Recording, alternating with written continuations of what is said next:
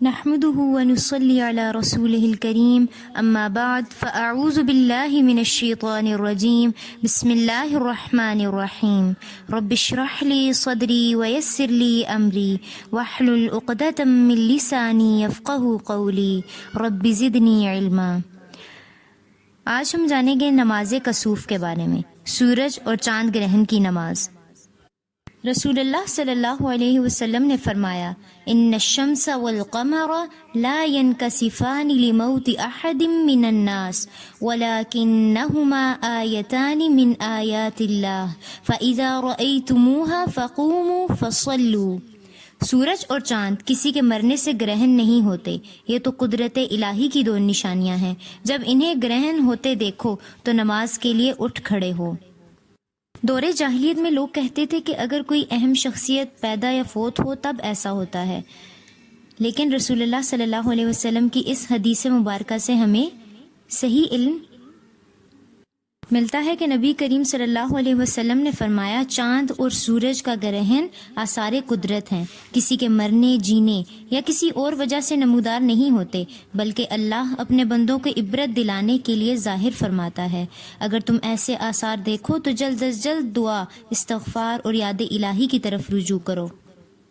حضرت عبداللہ بن عمر رضی اللہ عنہما سے روایت ہے کہ جب سورج گرہن ہوا تو آپ صلی اللہ علیہ وسلم نے ایک شخص کو یہ اعلان کرنے کا حکم فرمایا، ان الصلاۃ جامعہ، نماز تمہیں جمع کرنے والی ہے، تمہیں بلا رہی ہے۔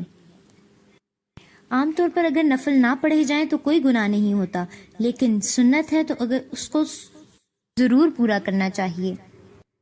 سورج گرہن کی نماز کا طریقہ۔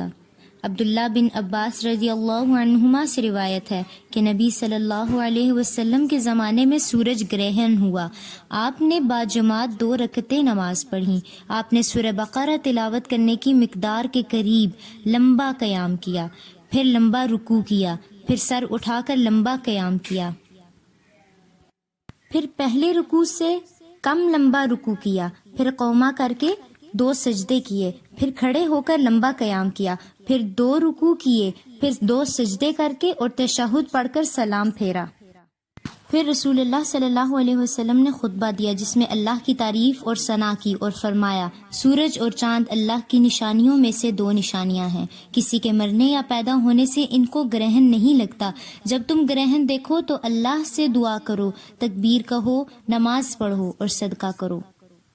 دوران نماز میں نے جنت دیکھی، اگر میں اس میں سے ایک انگور کا خوشہ لے لیتا تو تم رہتی دنیا تک اس میں سے کھاتے، اور میں نے دوزخ بھی دیکھی، اس سے بڑھ کر ہولناک منظر میں نے کبھی نہیں دیکھا، اور میں نے جہنم میں زیادہ تعداد عورتوں کی دیکھی کیونکہ وہ خاوند کا کفران نعمت کرتی تھیں۔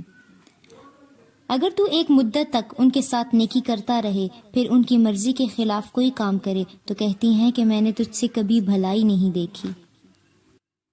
شمس و قمر کے گہنائے جانے پر آپ صلی اللہ علیہ وسلم گھبرا اٹھتے اور نماز پڑھتے۔ حضرت اسماء رضی اللہ عنہما بیان کرتی ہیں کہ آپ کے زمانے میں ایک دفعہ سورج گرہن ہوا تو آپ گھبرا گئے اور گھبراہٹ میں اہل خانہ میں سے کسی کا کرتا لے لیا، بعد میں چادر مبارک آپ کو پہنچائی گئی۔ اسماء رضی اللہ عنہما بھی مسجد میں گئیں اور عورتوں کی صف میں کھڑی ہو گئیں۔ آپ نے اتنا طویل قیام کیا کہ ان کی نیت بیٹھنے کی ہو گئی، لیکن انہوں نے ادھر ادھر اپنے سے کمزور عورتوں کو کھڑے دیکھا تو وہ بھی کھڑی نہیں۔ بالکل اسی طرح نیکی کے کام میں ہمیں بھی اپنے سے اوپر والوں کو دیکھنا چاہیے تاکہ ہمیں ان سے موٹیویشن اور انسپریشن حاصل ہو۔